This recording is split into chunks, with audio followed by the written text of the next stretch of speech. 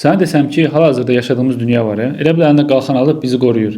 Hətta bu mövzu Quranda da keçir desəm, nə reaksiya verərsən? Necə yəni bu?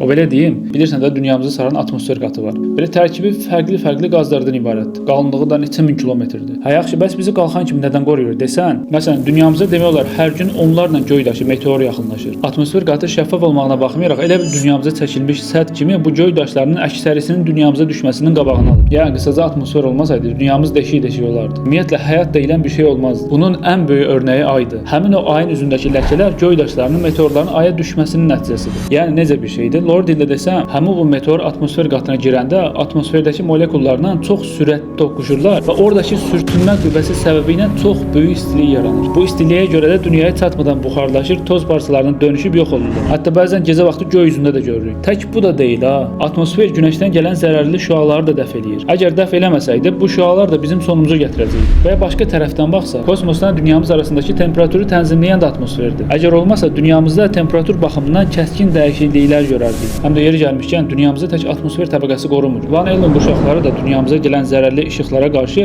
elə biləndə bu da qalxan tutub dünyamızı müdafiə edir. Günəşdən, ulduzlardan gələn işıqlar, şüalar başqa planetlərə əməlli ağır təsir elədiyi halda dünyamıza gəlib çatanda o qalxanı yarıb keçə bilmir. Əgər keçsəydi, Hiroşimaya atılan bombadan sonra ortaya çıxan radiasiyadan daha ağır fəsadlarını görəcəkdik. Hələ bunlar bir qırağa. Belə bir şey də var ki, günəşdən dünyamıza həm sürətlə gələn küləklər, həm də radiasiyalar var. Bunları da əngəlləyən həmin bu Van Allen quşaqlarıdır. İndi bütün bu məlumatlardan sonra Qurana baxanda bu məsələnin tək cümlə ilə necə qüsursuz ifadə olunduğunu görürük. Göy üzünü isə qorunmuş bir tavan olaraq yaratdıq. Onlar isə hələ də ailərindən üz çevirirlər. İndi bir anlıq 1400 il qabaqdır. Yəni keçmişdə yaşadığı xəyal elə. Bax biz bu məlumatları indiki texnologiya ilə kəşf edib dəqiq məlumatlar olduğunu təsdiqləyirik. Son 1-2 əsrdə kəşf olunan texnologiyalarla. Bəs 14 əsr qabaq oturub bir kitabda hardan və nəyə əsasən belə əmin olaraq bu cür məsələlərdən bəhs eləyəsən? Heç bir dənə də mi səhv olmaz yəni? Ümumən bu sistemin özü belə dünyamız, onu qoruyan atmosfer və ya Van Allen quşaqları da birbaşa, ey insanlar, boşu-boşuna yaradılmamısınız. Bir vəzifəniz var. Rəbbinizi tanıyın, yaratdıqlarına baxıb heyran olun. Acizliyinizi görün və bu acizliyinizi, heyranlığınızı səcdə ilə göstərin deyə açıq-aydın deyirlər. Sadəcə ağızları yox. Yəni qısaca Quranı zamanla araşdırırsa görürsən ki, burada qoyulan ən adi nöqtə belə boşuna deyil. Oxuduqda sanki elə bil aləmlərin Rəbbinin kəlamı olduğunu